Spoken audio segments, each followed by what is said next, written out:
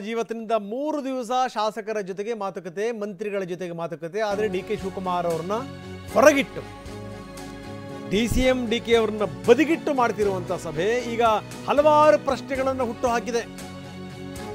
ಎಲ್ರಿಗೂ ಆಹ್ವಾನ ಇದೆ, ಡಿ.ಕೆ.ಗೆ ಆಹ್ವಾನ ಇಲ್ಲ. ಡಿ.ಕೆ. ಮಾತಾಡಿದ್ದಾರೆ, ಅವರ ಮಾತಲ್ಲಿ ಸಮಾಧಾನ ಹೇಳೋ ರೀತಿಯಲ್ಲಿದೆ, ಆದರೆ ಅಸಮಾಧಾನ ಇದೆ.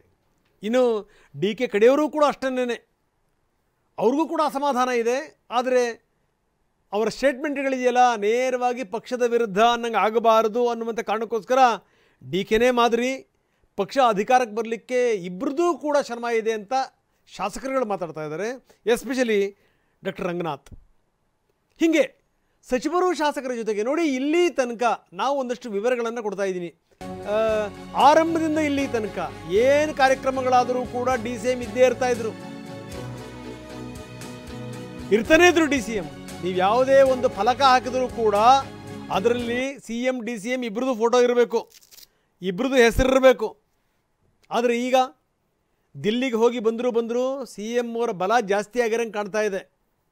ಜೊತೆಗೇನು ಅಂದರೆ, ನಾನು ಆಡಿದ್ದೆ, ನಾನು ಇಟ್ಟಿದ್ದೇ ಹೆಜ್ಜೆ ಅನ್ನೋ ರೀತಿಯಲ್ಲಿ, ನಾನು ತೆಗೆದುಕೊಂಡಿದ್ದೇ ನಿಲುವು ಅನ್ನೋ ರೀತಿಯಲ್ಲಿ ಸಿ.ಎಂ. ದಾಪುಗಾಲಿಡ್ತಾ ಇದ್ದಾರೆ. ಇದು ಸಂಗತಿ. ಅಂದರೆ ನಾನೇ ಏಕೈಕ ಪವರ್ ಸೆಂಟರ್ ಅನ್ನೋ ರೀತಿಯಲ್ಲಿ ಸಿದ್ದರಾಮಯ್ಯನವರ ವರ್ತನೆ ಇದೆ. ಇದು ಯಾಕಂದರೆ ಇತ್ತೀಚಿನ ದಿನಗಳಲ್ಲಿ ಅವರು ಬೇರೆ ಬೇರೆ ಕಡೆಗೆ ಆಡ್ತಿರುವಂಥ ಮಾತುಗಳು, ಇಡ್ತಿರುವಂಥ ಹೆಜ್ಜೆ, ಇದೆಲ್ಲದೂ ಕೂಡ ಇದು ಸಾಮಾನ್ಯ ಸಂಗತಿಯಲ್ಲ. ಅಂದರೆ ಕಾಂಗ್ರೆಸ್ಸಿನ ಒಳಗಡೆಗೆ ಏನೋ ನಡೀತಾ ಇದೆ ಅನ್ನೋದರ ಸೂಚನೆ ಇದು.